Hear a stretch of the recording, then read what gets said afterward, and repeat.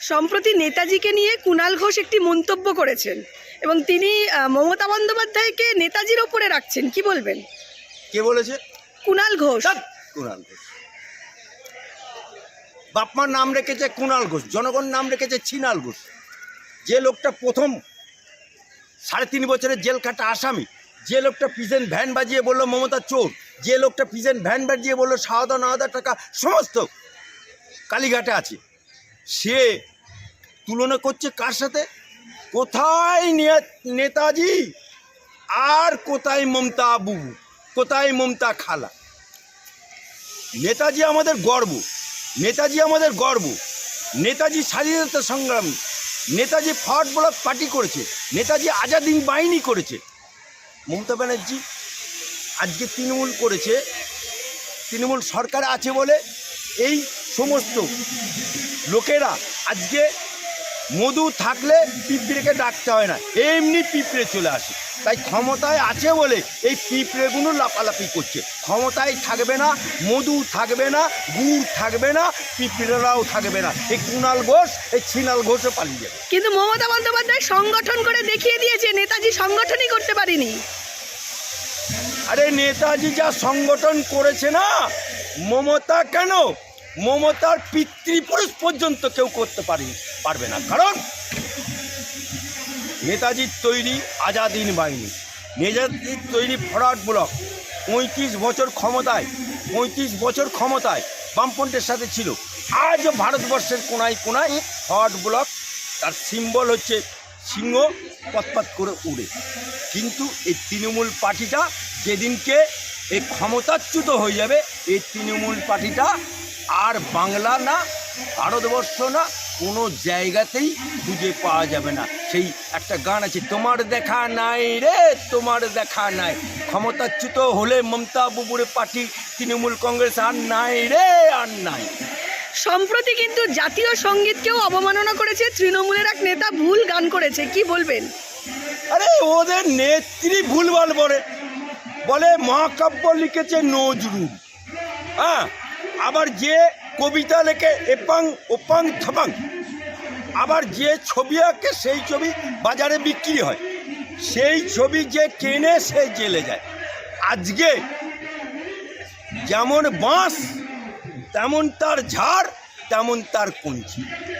শান্তনু সেনকে বহিষ্কার করা হলো, সঙ্গে আরাবুলকেও বহিষ্কার করা হলো দল থেকে, দল বিরোধী মন্তব্য করার জন্য, কি বলবেন? আরে ওদের বহিষ্কার মোচমানের মুরগি পোষা আর তৃণমূলের বহিষ্কার সমান। মোচমানের মুরগি পোষা কেন বললাম? মুরগি পুষে রাখে, জামাই এলো অমনি জবাই করে দিল, হালাল করে দিল। ঠিক এদেরও আজকে বহিষ্কার করলো, ইলেকশনের সময় আবার ঢুকিয়ে দিল দলে। তাই মোচমানের মুরগি পোষা আর তৃণমূলের বহিষ্কার এক। কোথাও কি মনে হয় শান্তনু সেন এই আরজিকর প্রসঙ্গে সরব হয়েছিল বলে তাকে বহিষ্কার করা হলো, বা বিজেপিতে যাওয়ার একটা সম্ভাবনা আছে, কি বলবেন? দেখুন, তৃণমূলের আর কোনো মালকে নেওয়া হবে না, এটুকু গ্যারান্টি বলে দেয়।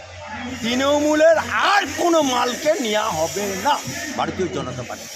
এটা আমি একজন সঙ্গের কার্যকর্তা হিসেবে বললাম। কারণ তৃণমূলের মাল নিয়ে আমরা দেখেছি মুকুল রায় পালিয়ে গেছে, রাজীব বন্দ্যোপাধ্যায় পালিয়ে গেছে, জয়দীপ উনিও চলে গেছে। সুতরাং আর তৃণমূল, কিন্তু অর্জুন সিং তো এখনো আছে। ফিনিশ, আর কোনো নেওয়া হবে না। যে নেবে সে তার নিজের দায়িত্বে নেবে, কিন্তু দল বা সংঘ এটা পারমিশন দেবে না। তাই কে কোথায় যাবে, কে কোথায় হাঁটবে, কে কোথায় চাঁদবে, অতএব এটা হচ্ছে জাস্ট হাতি দেখেছেন, হাতির দুটো দাঁত থাকে, একটা দেখানে গেলে একটা খানে গেলে। এখন মমতা ব্যানার্জির দল একটা দাঁত দেখাচ্ছে, ইলেকশন এলে আরেকটা দাঁত দেখাবে। প্রশাসনিক বৈঠক করলো মমতা বন্দ্যোপাধ্যায় এবং তিনি প্রচুর রদবদল করবেন, মানে জেলা স্তর থেকে শুরু করে। তাহলে কি 2026-এর নির্বাচনকে কেন্দ্র করে এই রদবদল? কারণ দলে যেভাবে কাটমানি নেতারা আছে, সেখান থেকে দাঁড়িয়ে ইমেজ বিল্ডিং করতে চাইছেন। ওর পাঁঠা লেজে কাটবে না বগলে কাটবে, কি মাথায় কাটবে, সেটা ওদের ব্যাপার। তবে ওদের দলে ঠক বাজতে গাঁ উজাড় হয়ে যাবে। কারণ তৃণমূল দল মধু না চাটলে তৃণমূল থাকতে পারবে না, কারণ জল ছাড়া মাছ বাঁচতে পারে না, তৃণমূল করলে চুরি ছাড়া তৃণমূল দল থাকতে পারে না। তাই এই দলে সংশোধন বলুন, নতুন করে কাউকে বাদ দেয়া বলুন, এ সব লোক দেখানো, অর্থাৎ ক্ষমতায় আছে তাই সব চলে যাচ্ছে। ক্ষমতাচ্যুত হলে এক পিঁপড়ের বাচ্চা থাকবে না। কি বলবেন, যেভাবে রোহিঙ্গা অনুপ্রবেশ হচ্ছে পুরো দায় কিন্তু বিএসএফ এর উপর দিচ্ছে সরকার, এবং বলছেন যে তারা কাঁটাতার দিচ্ছে না, কিন্তু বিজেপির তরফ থেকে বলছে জমি দেওয়া হচ্ছে না, কি বলবেন? কে বলছে? সরকারের তরফ থেকে বলা হচ্ছে। সরকারের তরফ থেকে কে বলছে? মালটা কে? মালটা কে? নামটা বলুন। যে এই মালটা বলছে তৃণমূলের তো সব মাল, যা যিনি বলছেন আপনি নাম বলতে পারলেন না, তবু আমি বলছি যে মালটা বলছে, নোট করো, একটা নয়, দুটো নয়, তিনটে নয়, 13টা চিঠি কেন্দ্র সরকার দিয়েছে, আমার কাছে ডকুমেন্ট আছে। মালদা, মুর্শিদাবাদ, দিনাজপুর, নদিয়া, উত্তর চব্বিশ পরগনা, দক্ষিণ চব্বিশ পরগনা, যে ফাঁকা ল্যান্ডগুলো আছে জমিগুলো দেবার জন্য বারবার কেন্দ্র সরকার আবেদন করেছে, কিন্তু দেয়নি। জমি দেবে রাজ্য সরকার, কাঁটা তারের বেড়া দেবে কেন্দ্র সরকার, কিন্তু আজকে ওরা দিচ্ছে না, কারণ মুসলমান ভোট দরকার 26 সালে, তাই ওরা এই বাধার সৃষ্টি করছে। কিন্তু জেনে রাখুন, যত বাধাই আসুক, জায়গা দিক আর না দিক, কেন্দ্র সরকারের পাওয়ার আছে, সেই পাওয়ার অ্যাপ্লাই করে বেড়া দেবে, কারণ বাংলাকে রক্ষা করতে হবে। এটা নজরুলের বাংলা, এটা রবীন্দ্রনাথের বাংলা, এটা রামকৃষ্ণের বাংলা, এটা বিবেকানন্দের বাংলা। তাই বিবেকানন্দের জন্মদিনে আমরা বাংলার মানুষকে আহ্বান জানাচ্ছি, বাংলার মানুষ আগামী 26 সালে ইটের জবাব পাথরে দিয়ে। শেষ একটা বিষয়, মেদিনীপুরে দেখা গেল যে জাল ওষুধ, প্রসূতি মারা গেল, কি বলবেন? এখনো স্বাস্থ্য ব্যবস্থার অবস্থা এই জায়গায়। আরে স্বাস্থ্যমন্ত্রী কে? মমতা বাবু। স্বরাষ্ট্রমন্ত্রীকে মমতা আপা, মুখ্যমন্ত্রীকে মমতা খালা। যেখানে মমতা ব্যানার্জি নিজে রাত 2টো পর্যন্ত জেগে অভয়াকাণ্ডের লাশ তাড়াতাড়ি পুড়িয়ে দিতে পারে, যেখানে সমস্ত প্রমাণ লোপাট করে দিতে পারে, সেই স্বাস্থ্য ব্যবস্থা আজকে ভুল ইঞ্জেকশনে কোনো মায়ের জীবন চলে গেল, সেই বাচ্চাটা মানুষ হবে কার কাছে?